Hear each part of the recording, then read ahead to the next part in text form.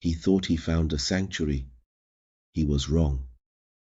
The cave held a dark secret, a relic of pure evil that would turn his dreams into nightmares. Maduka ventured deeper into the mysterious, rarely visited forest, a realm of untold stories and legends of spirits and ancient artifacts.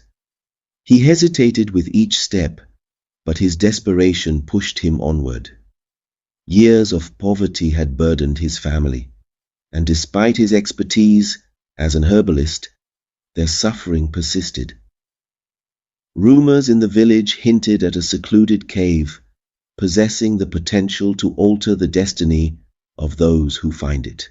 The cave's entrance was ominous, radiating a chill despite the warm day.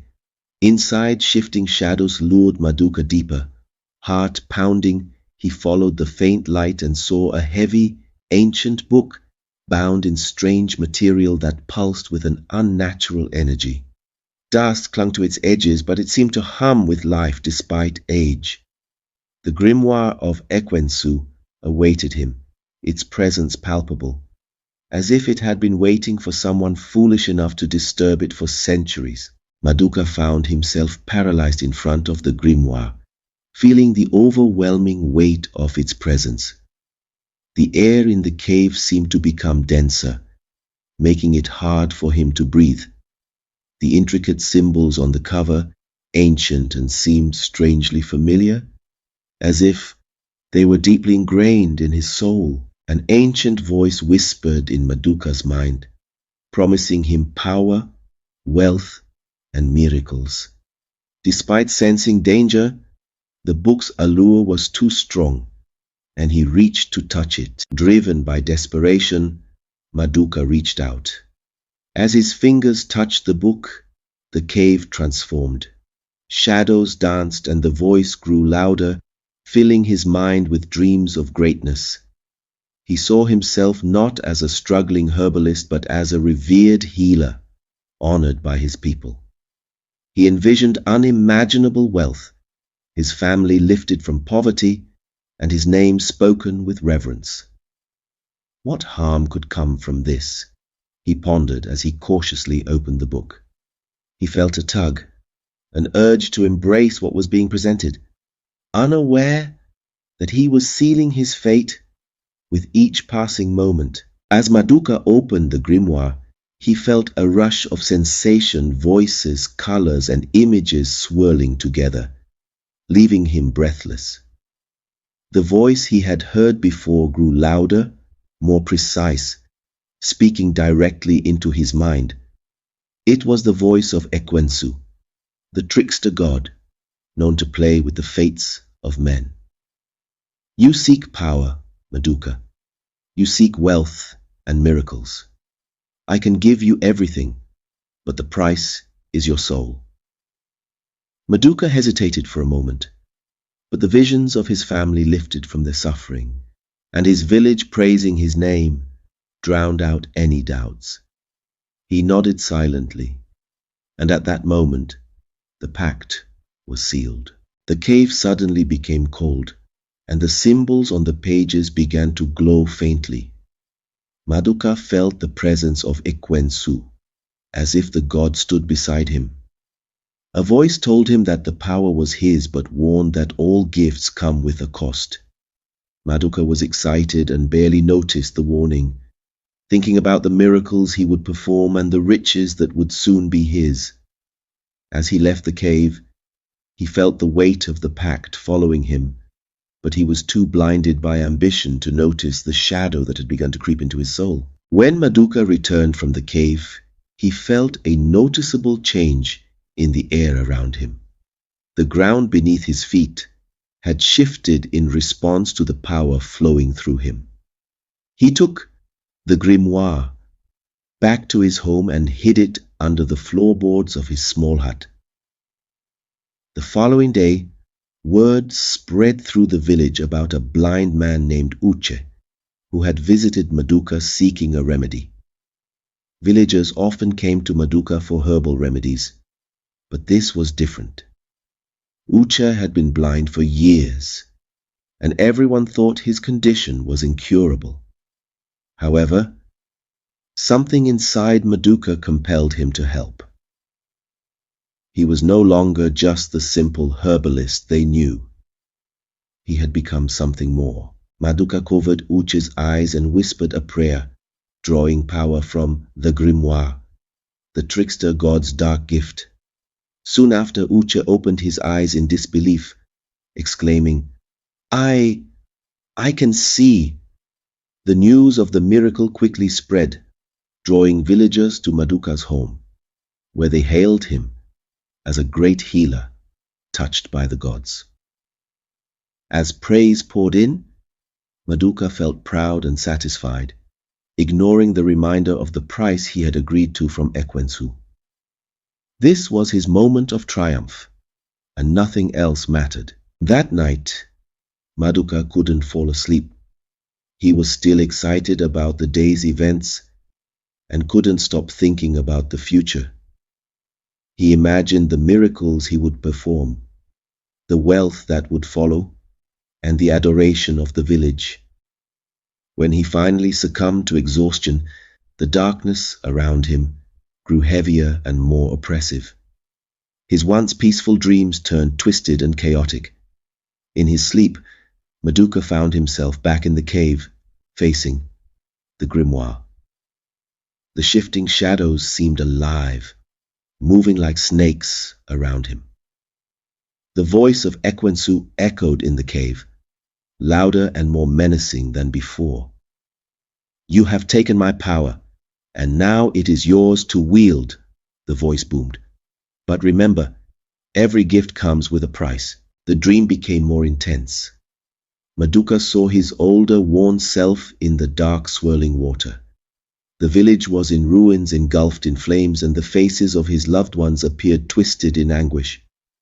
A cold hand pulled him deeper into the darkness. Maduka woke up suddenly, drenched in sweat, his heart pounding.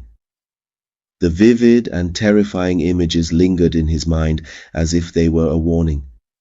He tried to tell himself it was just a nightmare. After Maduka performed his first miracle, many people from neighboring villages came to his doorstep, seeking help for various ailments such as crippled limbs, incurable diseases, and unbreakable curses. Word of the blind man's healing spread quickly, and the days followed were filled with a whirlwind of change. Each time, Maduka felt the pulse of the Grimoire coursing through him, guiding his hands as he performed what seemed like impossible feats. One by one, the afflicted left his home healed, their praises lifting him higher in the eyes of the people. Maduka's fame brought him wealth. Grateful families gave him food, clothing, and gold. His humble home, once a modest hut, now held many gifts. But darkness followed him despite his growing riches and the people's adoration. Every night he had dreams of fire, destruction, and suffering. Despite the praise he received during the day, he felt dread at night. Every time he closed his eyes, he saw glimpses of a future he didn't want to face. In that future, all his miracles came at a terrible cost. But he felt the weight of the villagers' expectations and the powerful draw of power. He told himself that these dreams were just fears to be ignored, not signs of the curse taking hold of his life. As Maduka became more famous, strange things started happening to him. It began with faint whispers in the wind, voices calling his name when no one was around. At first he thought it was just his imagination, leftover bits from his vivid nightmares mixing with reality. But the whispers grew louder and more persistent, following him everywhere. His once peaceful home now felt suffocating, filled with murmurs from unseen sources. Shadows in his peripheral vision seemed to move, but when he looked, nothing was there. These disturbances stuck to him, making even the sunniest days feel gloomy because of an unseen presence. Amara noticed something was different about Maduka. He used to be confident and hopeful, but now seemed distant and uneasy. When she asked him, he avoided the question. Maduka was worried that his agreement with Ekwensu was falling apart and that he would soon have to pay the promised price. He could feel the grimoire under the floorboards as if it was alive and watching, and the cursed whispers grew louder. Maduka started noticing strange things with mirrors and reflections. He saw a hollow-eyed figure staring back at him whenever he looked at himself. Sometimes the reflection seemed to move on its own, as if it had a life of its own. It began to smirk or frown even when Maduka didn't. Sometimes it just stood still, watching him. The mirrors in his home, which used to be harmless, became scary, and Maduka started covering them up or avoiding his reflection altogether. Amara noticed that Maduka was getting increasingly paranoid and refused to look at himself. She saw darkness creeping into his spirit. One night, Maduka was lying in bed, feeling very scared. He sensed a familiar but chilling presence in the room. He tried to ignore it and pulled the covers tightly around himself, but it felt like something heavy was pressing down on his chest and making it hard for him to breathe. He couldn't move, and the air in the room became cold. He looked towards the foot of the bed and saw a figure emerging from the darkness. It was Ekwensu, the trickster god, looking terrifying with a shadowy veil over his face and a malevolent grin. "You thought it would be so simple," Ekwensu whispered, his voice a menacing hiss. "You thought you could take my power without paying the price." Maduka's heart pounded, each beat loud and frantic in his ears, but he could do nothing, say nothing. Ekwensu continued, his words cutting through the air like a cold wind. "You have only begun to understand the cost of your greed. Every gift comes with a price, and your debt will be collected sooner than you think."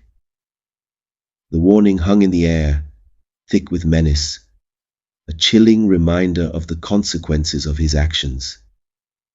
As suddenly as Ekwensu had appeared, he melted back into the shadows. The encounter left him shaken to his core, and though he tried to push the god's words from his mind, they clung to him like a curse, gnawing at the edges of his sanity. The day after Ekwensu's warning, Maduka's home felt strangely quiet. His wife, Amara, had been taciturn and tired. Maduka thought it was because of their new life, the attention, the many visitors, and the strange things happening. But when she stayed in bed, he started to worry.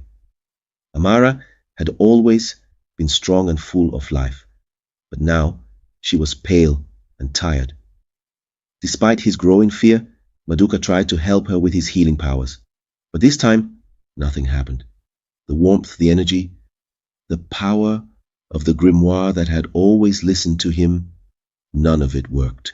Frantically, he tried to find a cure, mixing herbs and praying, but Amara's condition got worse. Her skin became cold and damp, and she struggled to breathe. Maduka felt desperate when he realized this was the consequence mentioned by Ekwensu. Every miracle and powerful act he had performed had a hidden cost, and now he had to pay it, starting with the person he loved the most. Maduka was trapped in the horror of his own making, helpless as he watched the woman he had vowed to protect slip away. The villagers still praised him, oblivious to the dark truth behind his power. But in his heart, Maduka knew that his pact with the Grimoire was far from complete, and Amara's suffering was only the beginning. Maduka's peaceful home was no longer quiet. Amara's condition worsened, and no amount of healing could reverse her decline. His heart was heavy with guilt. He realized that each miracle he had performed had come with a hidden cost. He began to see a pattern. For every life he saved, another was sacrificed. Maduka felt overwhelmed by the weight of his knowledge. Villagers kept coming to him, hoping for miracles for their sick and injured. Each time he hesitated, torn between helping his people and knowing there would be consequences.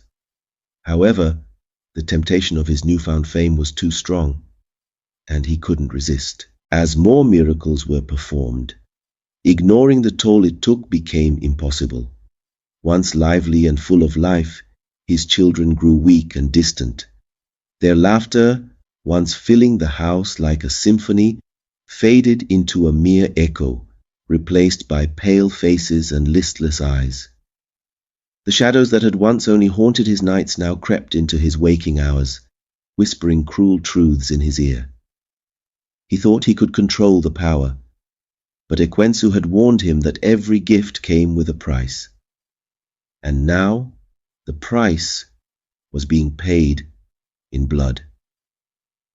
Despite his growing fear, Maduka continued to wield the cursed power, each act of healing a double-edged sword that cut deeper into his soul and the lives of those he held dear.